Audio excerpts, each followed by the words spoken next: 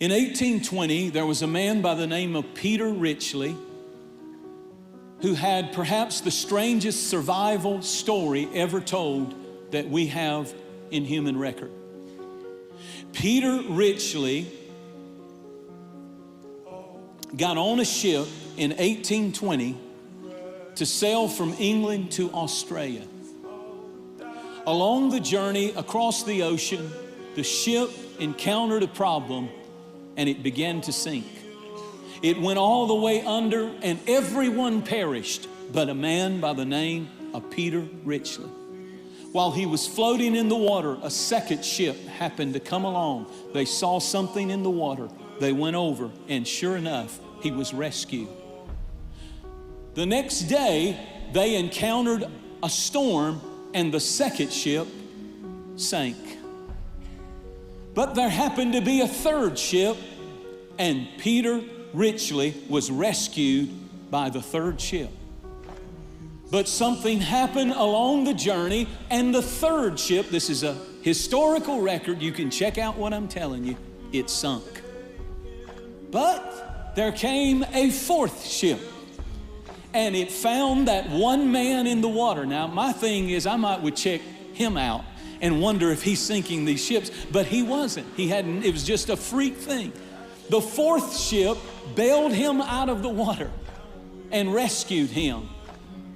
Come on, you're gonna help me preach. But while they're on their journey to Australia, the fourth ship sinks and a fifth ship comes along and bails him out of the water. But the fifth ship sunk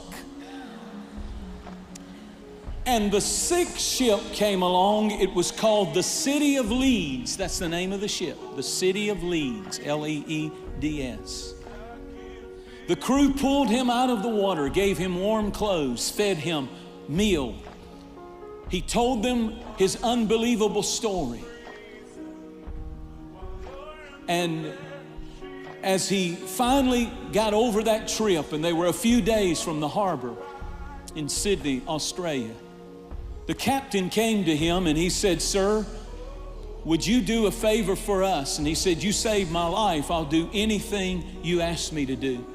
He said, "When we started this journey many weeks ago, there was an old mother, an old woman who won the hearts of the crew. She loved on every one of us and she knew every man on the crew. Every person on the boat was just the crew.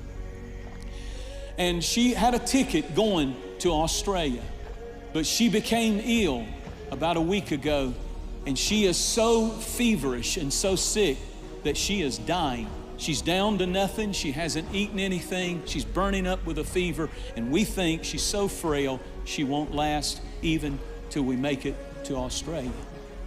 Would you, because the whole time that she's been ill and sick and delirious out of her mind with fever, she's been praying, oh God, I beg you, let me see my son one more time.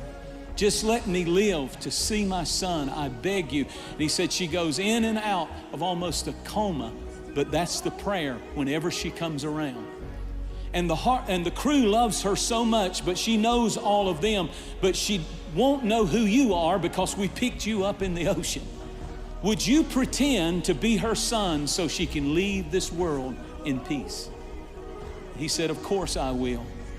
He walked in and the captain kind of pushed him to the boat. He looked, there was a silver-haired, frail woman burning up with fever. It was obvious she was at the point of death, but under her breath, she was praying, "Oh God, please let me see my son one more time." And suddenly, when Peter Ritchley looked into the face of that woman, he broke and began to weep because it was his mother, Sarah Ritchley, who had not seen him in 10 years. And she had made a decision to somehow go see her son one more time. And I believe the only reason that 5 ships sinking couldn't take him down, the storm couldn't destroy him, is we are to never underestimate the power of a praying mother. It'll get you through any storm. It'll get you through any crisis. It'll get your family through any kind of stormy weather they're going through. The power of a praying mother.